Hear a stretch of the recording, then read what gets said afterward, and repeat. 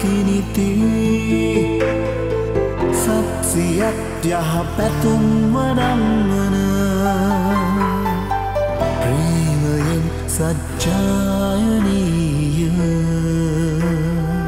සිත් පතුල පිරිමදින ගයාඹර සෙත්පෙන් පොදයි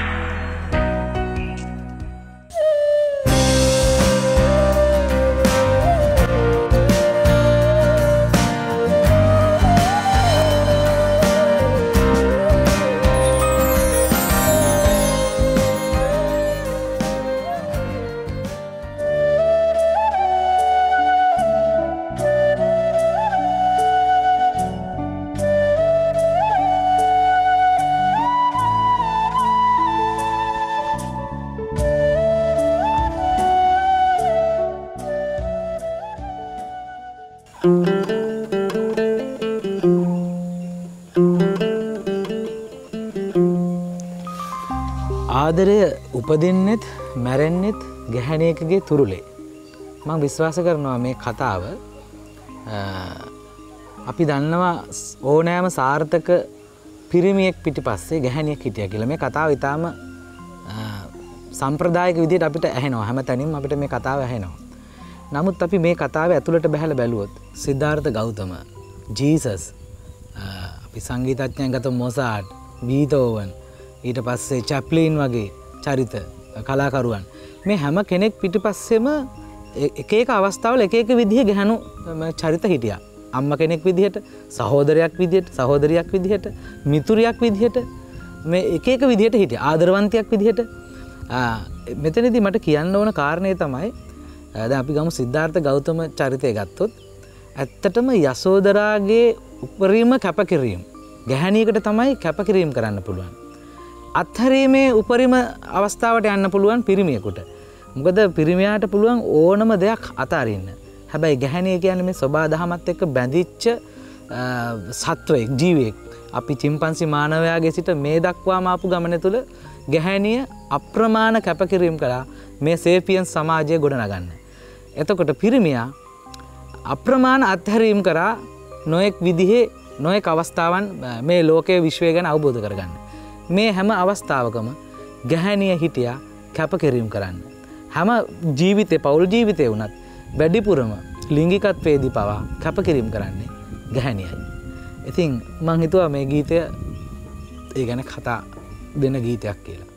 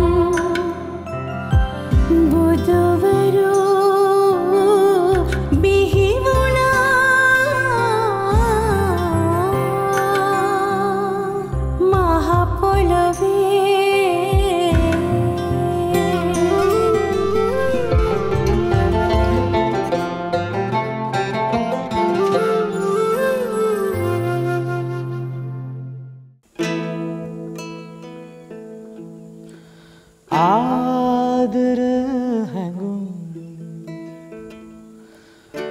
ආදර හැඟුම් නුපුරුදුයි මට නුපුරුදුයි ඒ හැඟුම්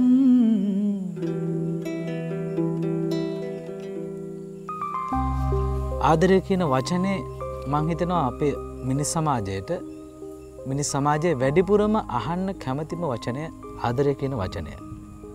අද වෙනකොට ලෝකේ දිනෙන් දින මේ පොළොවෙන් අහිමි වීගෙන යන්නේත් ආදරයයි.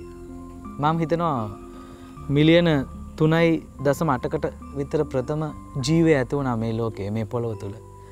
එදා ඒ මොහොතේම ජීවය ඇති වෙන මොහොතේම ආදරය ඇති වුණා. නමුත් මේ කාලේ ඊටාම මම අගය කරන මම කියවන දාර්ශනිකයෙක් ඉන්නවා යුවල් නොවා හරාරි කියලා. එතුමා කියනවා සමානාත්මතාවය, නීතිය, සමාජවාදය, ධනවාදය, උස්පහත් භේදය, කළු සුදු, ආගම මේ ඔක්කොම පරිකල්පනීය විධාන කියලා. ඇත්තටම අවුරුදු 70000කට කලින් සේෆියන්ස්ලා අනිකුත් මානවයන් ආක්‍රමණය කරන දැඩි ආක්‍රමණශීලී ලෙස අපි එනවා. අපි ආව මේ සම්පූර්ණම ගමන් මඟදී ආපහු හැරිලා බැලුවොත් අර ජීවය ඇතිවෙච්ච මුල් අවස්ථාවේ සිට මේ දක්වාම සම්පූර්ණ මුළු ජීවි පද්ධතියම ගත්තාම ආදරය නිසා තමයි ඒ පරිවර්තනය නැත්නම් ඒ පරිණාමය සිද්ධ වුණේ කියලා මම විශ්වාස කරනවා. ඇත්තටම මේ කුරා කුඹුවකගේ ආදරයයි මිනිසෙකුගේ ආදරයයි අතර මහා පරතරයක් තියෙන්න පුළුවන්. නමුත් ආදරය නිසා තමයි මේ ලෝකය ඉස්සරහට ආවේ. මේ ජීවි සමාජය ඉස්සරහට ආවේ. එතනදී ආදරය විවිධ පැතිකඩ තියෙනවා. ප්‍රේම විරුද්ධ ලිංගිකයා කෙරෙහි ඇතිවන ආදරය, මහ පොළොව කෙරෙහි ඇතිවන ආදරය, පරිසභාදහම කෙරෙහි ඇතිවන ආදරය. ආදරය කියපුවම මේක විවිධ දිශානතියන් ඔස්සේ විහිද යන කතාවක්. අර්ථයක්. ඉතින් මං හිතනවා අපි නැවත වඩා ගත යුතුත් ආදරය. ආදරය කියන සංකල්පය මානව සමාජයකට ඉතාම වැදගත්. මොකද ඉදිරිය තීරණය වෙන්නේ අපේ පැවැත්ම පවා තීරණය වෙන්නේ මේ ආදරය කියන දේ හරියටම මේ ආදරණීය හැඟුම් තවදුරටත් අපි වර්ධනය කරගන්නේ කොයිතාක් දුරටද? ඒහි සාර්ථකත්වය මත තමයි හෝමෝ සේෆියන්ස් අනාගතයේ මේ ජීව සමාජය නැත්නම් මේ මානව සමාජය පවතින්නේ කියලා මම විශ්වාස කරනවා.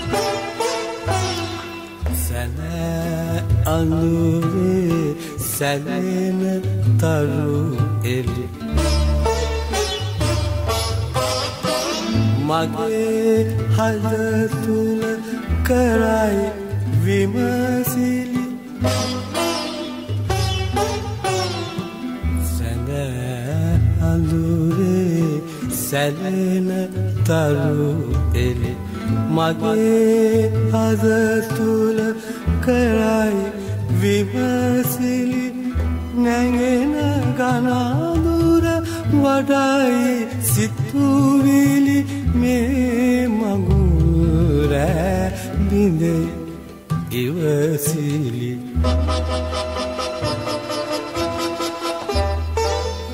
ආදර හැඟුම් ආදර හැඟුම් ආදර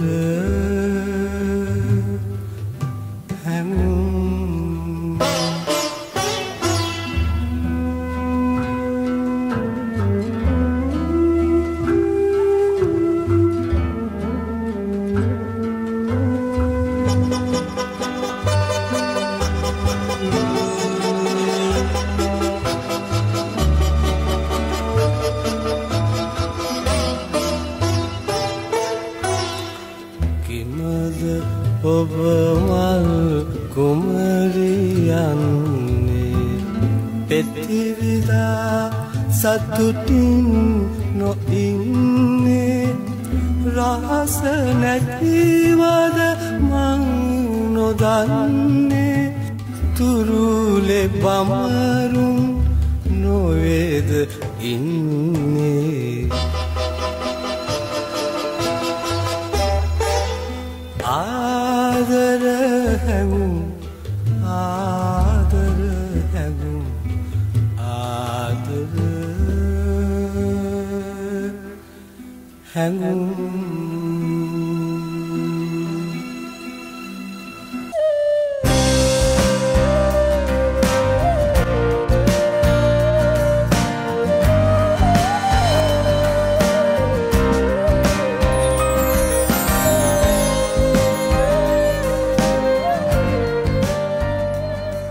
හැම වෙලාවෙම මේ අපි මනුස්සයෝ හැටියට මනුෂ්‍යයන් හැටියට අතීතයට අපි ආදරය කරනවා. ආදරයේදී වුණත් අපි විරුද්ධ ලිංගික ආදරයේදී වුණත් අපි හැම වෙලාවෙම අපිට අයිති වෙච්ච දෙයට වඩා අපිට අත්හැරුණ දෙයට තමයි අපි ආදරය කරන්නේ. විශේෂයෙන් ප්‍රථම ප්‍රේමය වගේ දේවල් මැරෙන මොහොත දක්වාම තියෙනවා කියලා සමහර මනෝවිද්‍යාඥයෝ කියනවා. ඒ කියන්නේ මොකද ඇත්තටම මම විශ්වාස කරනවා ඇත්තටම ප්‍රථම ප්‍රේමය වගේ දෙයක් අහිමි වුණොත් ජීවිතයක් තියෙනවා ඔහුට. මොකද මෙනෙහි කරන්න ජීවිතයක් තියෙනවා. විරහව කියන්නේත් ඇත්තටම මේ මිනිස්සුන්ට ජීවිතය තුළ පුදුමාකාර ආස්වාදයක් ගෙන අරගෙන එන දෙයක්. ඉතින් මම හිතනවා මේ ආදරය කියන සංකල්පය ඇතුලේ ගොඩක් වෙලාවට මිනිස්සු මම විශ්වාස කරන දේ තමයි ගැහැණු පිරිමි අපිම එකට විවාහ වුණත් එකට ආදරය කරත් අපි එක වහලක් යටට ආවට පස්සේ අපි සිහින දෙකක් එකම ගෙදර සිහින දෙකක් දකිමින් තමයි ඔවුන් නිදාගන්නේ කියලා මම විශ්වාස කරනවා. මොකද හැම වෙලාවෙම අපි අතීතයට ආදරය කරනවා. හැබැයි ඒක වැරද්දක් නෑ. ඒක තමයි මානව ස්වභාවය. ඒ නිසා තමයි අපිට ජීවත් වෙන්න තවත් ආස හිතෙන්නේ. ඒ විරහවත් එක්ක, ඒ අත්හැරුණු දෙයත් එක්ක, අත්හැරුණු දෙයට ආදරය කිරීමත් එක්ක.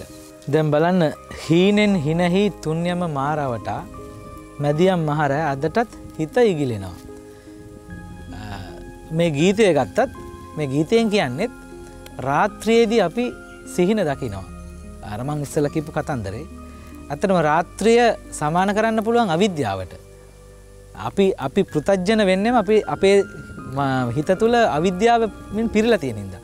ඒ අවිද්‍යාව නිසා තමයි පෘතජ්ජන සමාජය ඉස්සරහට යන්නේ.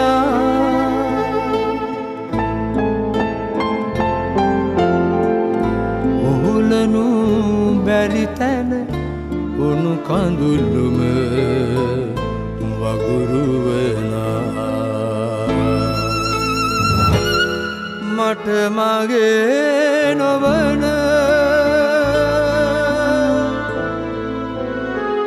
මගේම ආදරයක් තිබුණා.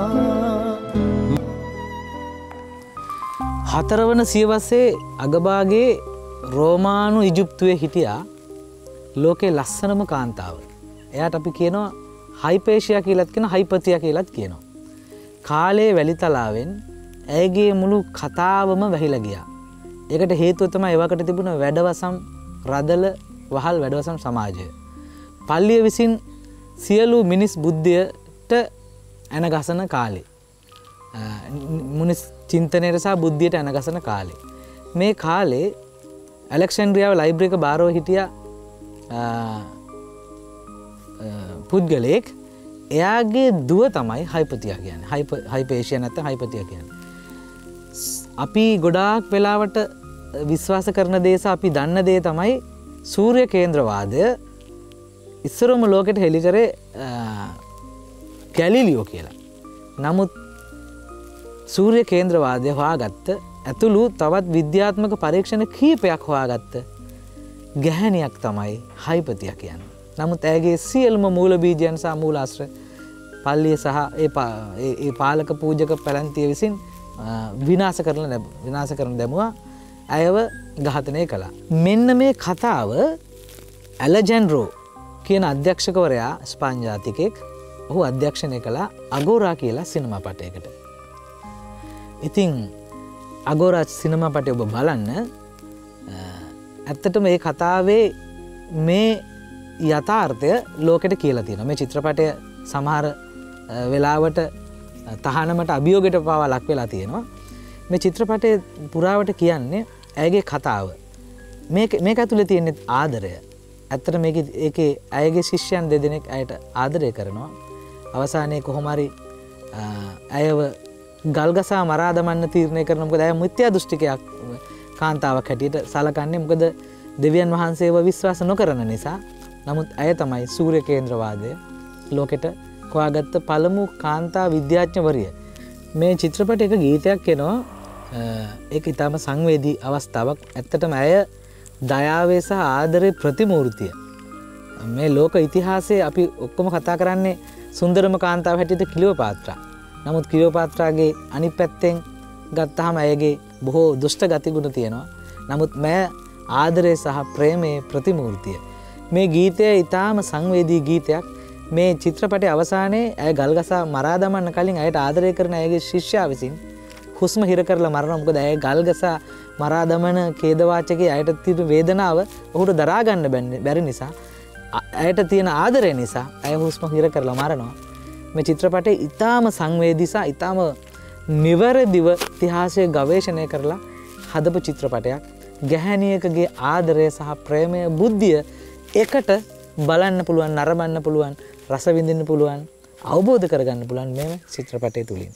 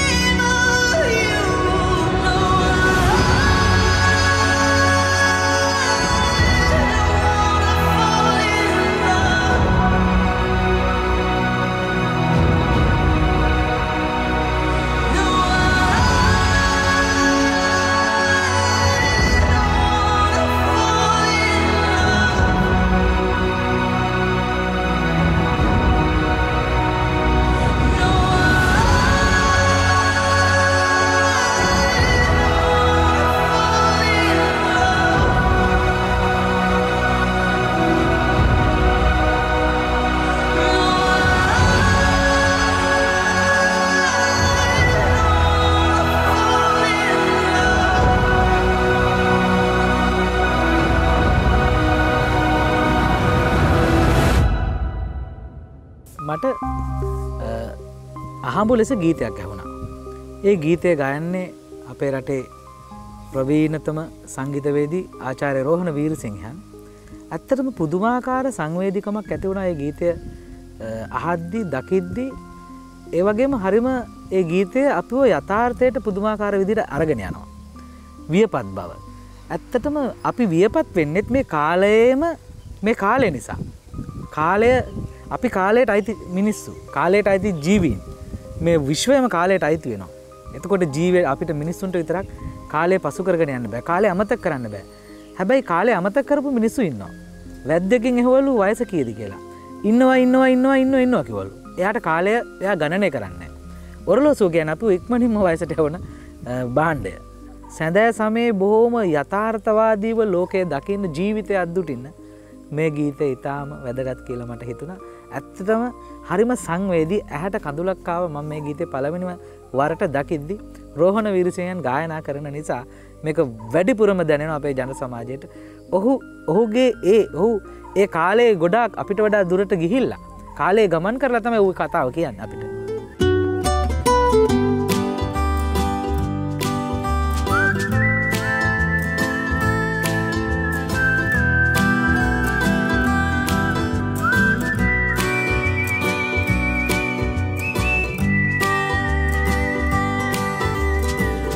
වියපත් බව මගේ දුරකඩ ළඟ කුටියට එන්නට ඉල්ලනවද තව අවසන් නැහැ කළ යුතු වැඩ මට ඉඩදී මග හැර යනවද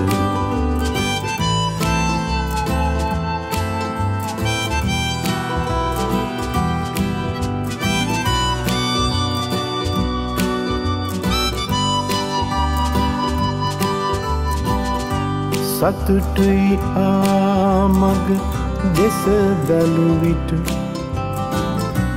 මිහිරි කලකීදේ දුටු විට හිතම මොනයි තව කළ යුතු අග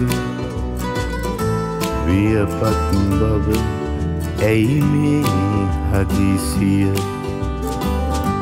දන්නෙමිනේ ජීවිතයේ ඉම යායුතුයේ ගමනද කරනිම එනමුත් මෙය නොමවේ නිසි කල මා පවසන්නේ වියපත් මට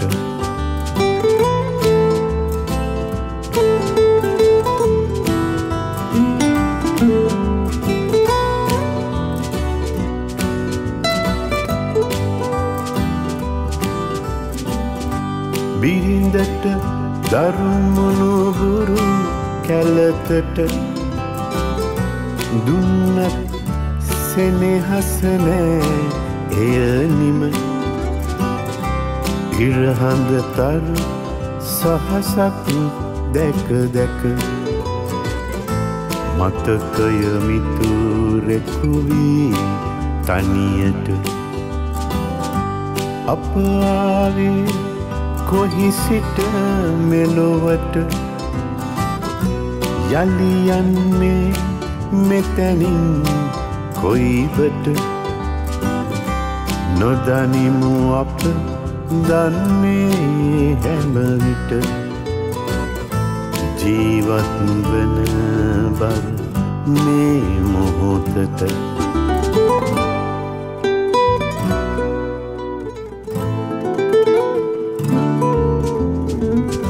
වියපත් බව මගේ දොරකඩ ළඟ කුටියට එන්නට ඉල්ලනවද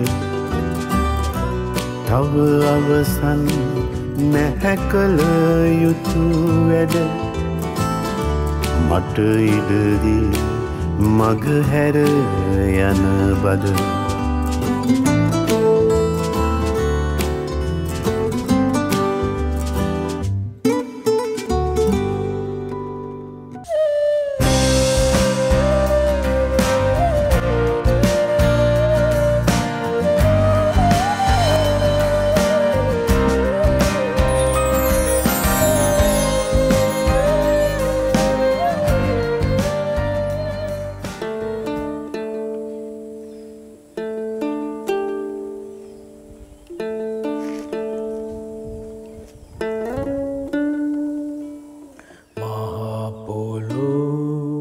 ආම්දුරුවන් පල්ලා අනේ අපේ පැටියන්නේ වරද නැති මහා පොළොවේ රහබීලා උන් රැකෙති.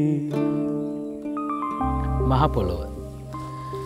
මහ පොළොවේ තමයි අපි ඔක්කොම ජීවත් වෙන්නේ. මහ පොළොව තමයි අපි ඔක්කොම දරාගෙන ඉන්නේ. මහ පොළොව සංගීතය සංගීතඥයෙක් හැටියට මට මේක රටට කියන්න ඕන, ලෝකෙට කියන්න ඕන කියලා මම හිතුවා. මොකද මේ ගැන මේ කාලේ වැඩිපුරම මගෙන් අහන ප්‍රශ්නයක් මේකට කරපු සංගීතය. මේකේ සංගීතයේ විශේෂ දේ තමයි මේ ඇත්තටම ඉගෙන ගන්න ළමයි ගොඩක් මේක අහන හින්දා මම කියන්නේ. සාමාන්‍යයෙන් අපි ගීතයක තියෙන්නේ සුති නෝට් එකෙන් පටන් අරන් සුතියෙන් ආයෙ ඉවර වෙනවා. ඒක තමයි සම්ප්‍රදාය. නමුත් මේ ගීත මේ ටෙලි නාට්‍ය සංගීත කණ්ඩසා මේ ගීතයේ විශේෂයෙන් දැන් මේක තමයි සුති නෝට් එක. මේ කෝඩ් එක මුඩ තමයි මුළු නාට්‍යයේම සංගීතය යන්නේ. සස් සෙවන්ත් කියන කෝඩ් එක. මේකේ සුති නෝට් එක වෙන්නේ ඒ නෝට් එක නැත්නම් දා ස්වරය. නමුත් මම හැම වෙලේම නවත්තන්නේ එක්ක මේ ස්වරේ නැත්නම් මේ ස්වරේ. මහා පොළොවේ හාම්දුරුවන් පල්ලා අය මේක නවත්තනවා. අනේ අපේ පැටියන්නේ වරද නැති. මේ දෙකේ තමයි නවත්තන්නේ. ඔය නෝට් වල තමයි නවත්තන්නේ. එතකොට මේක මම ගත්තේ මේ සුමිත් කියන්නේ ඇත්තට මේ මහා පොළොවේ මේ දූවිලි මිනිස්සුන්ගේ දූවිලි පොළොවේ ඉපදිච්ච මිනිස්සුන්ගේ සංවේදනා. මේ සංගීතය මං බඩි ස්වර නෑ. මේක ඉතාලම ස්වර දෙක තුනයි තියෙන්නේ. ඊළඟට මේකේ ගායන ඉතාලම විශිෂ්ටයි. මේකත් කියන්න ඕන. තුසි සිම්සන් සහ සචිනි නිසංසලා මම හොයාගත්ත දෙන්නෙක් අලුත් දෙන්නෙක් මේ දෙන්න ගැනත් මගෙන් අහනවා. මං දකින්නේ මේ දෙන්නගේ කටහඬ මේ මහ පොළොවෙන්ම ඉපදිලා එන දෙකක්. මට ඒ කටහඬවල දෙක වෙනම ආයේ වෙන කොහෙවත් ඇහෙන්නේ නැහැ. හරි අමාරුයි අලුත් දෙයක්. සමාජ සංස්කෘතියක මේ වෙනස් වෙන්න කැමති නැති සමාජ සංස්කෘතියක ගොඩනගන්න. මහ පොළොවෙන් අපිට ඒක කරන්න පුළුවන් වුණා කියලා මං හිතනවා.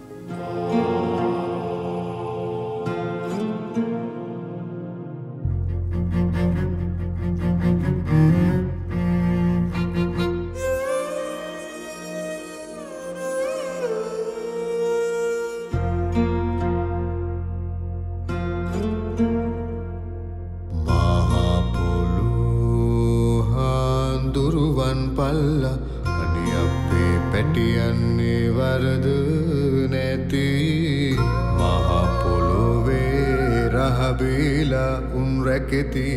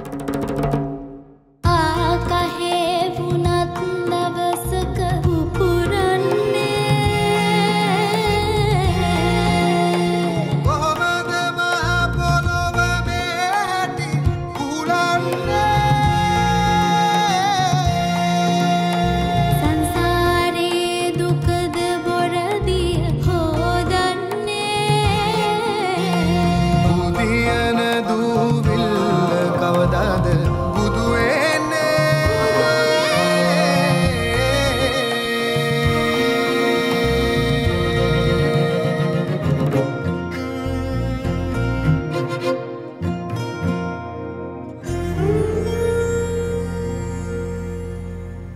ඇල්බර්ට් අයින්ස්ටයින් කියනවා E සමාන MC වර්ගය කියලා.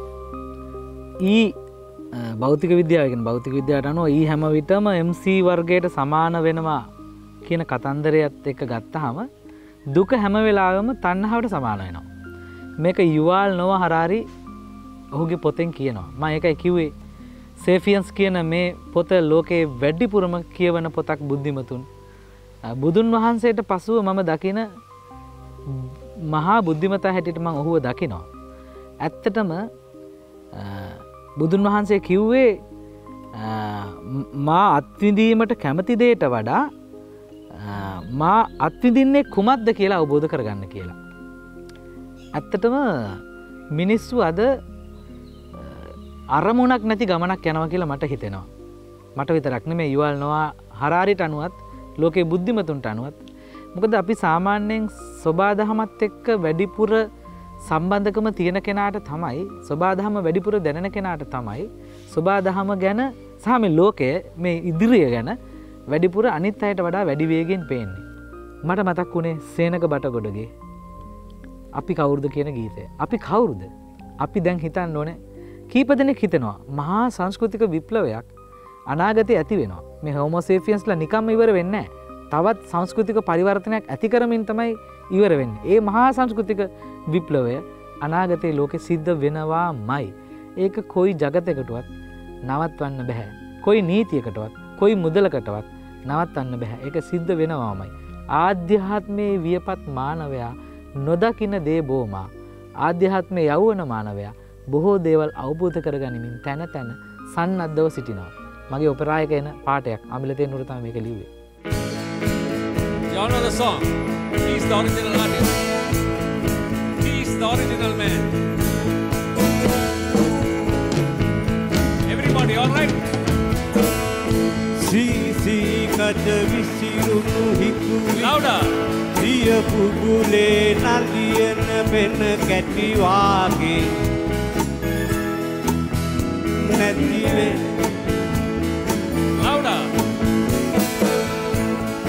කලාවේ තනි වී හිටියම් සිහින ආකරේක වැටුණා වාගේ දිමක් නෑ මොහොතින් මොහොතට ගෙවෙන කාලය දැනෙනවා කාටත් එක Everybody. Giniam mira sing sad sisilasa atle hoyana me api kaud kiyakino situam kala atle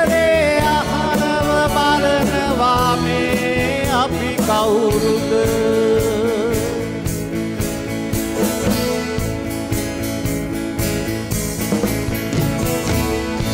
ඉර බැස යන ගොම්මන් යාමේ සරු එක දෙක තිලිසෙන කළු ආකාශේ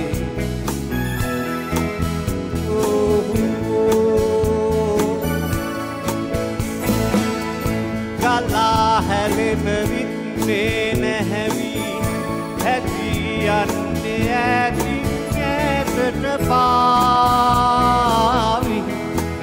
සුළඟසේ මොහොතින් මොහොතට ගෙවෙන කාලය දැනෙනවා කාටත් එක විදිහට ගිනියම් ඉර සාද සිසිලස අතරේ හොයනවා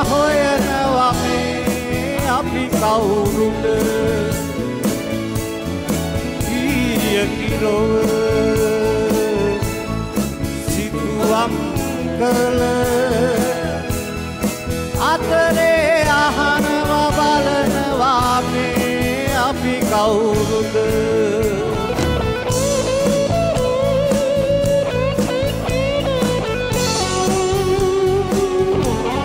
Mr. Raymond Fonseca.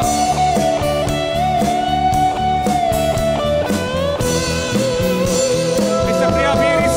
කිනියම් ඉර සද සිසිලස Everybody sing louder. අතරේ හොයනවා මේ අපි කවුරුද ඊයකිලෝ සිතුවම් කළ අතරේ අහනවා බලනවා මේ අපි කවුරුද ඒ අතරේ අහනවා බලනවා මේ අපි කවුරුද කිනියම් ඉර සඳ සිසිලස Here comes Kings Korea. අතරේ හොයනවා මේ අපි කවුරුද ඊයකිලෝ සිතුවම් කළ අතරේ අහනවා බලනවා මේ අපි කවුරුද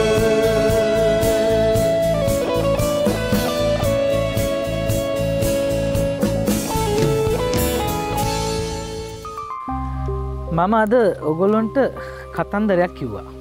ඒ කතන්දරේ මුල ඉඳලා අහගෙන හිටියනම් මම යෝජනා කරනවා එන්න ඒ කතාවත් එක්ක ඒ කතාවේ හරයත් එක්ක එකතු වෙන්න කියලා.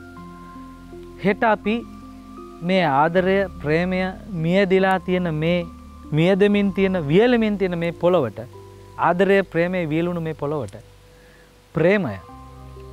ප්‍රේමයේ බීජ අපිට පැල කරන්න පුළුවන් නම් රෝපණය කරන්න පුළුවන් නම් හෙට ප්‍රේමයේ මල් තමයි පූදින්නේ. අර කතාවක් තියෙනවනේ තල වැපුරුවොත් තල හම්බේ වී වැපුරුවොත් වී හම්බේ. අස්වැන්න අපි වපුරන දේ හම්බ වෙන්නේ. අපි ඒක නිසා හෙට ප්‍රේමයේ බීජ පැල කරමු. එතකොට ප්‍රේමයේ මල් තමයි හටගන්නේ. ඒ මල් මුළු පරිසරයම සුවඳවත් කරાવી.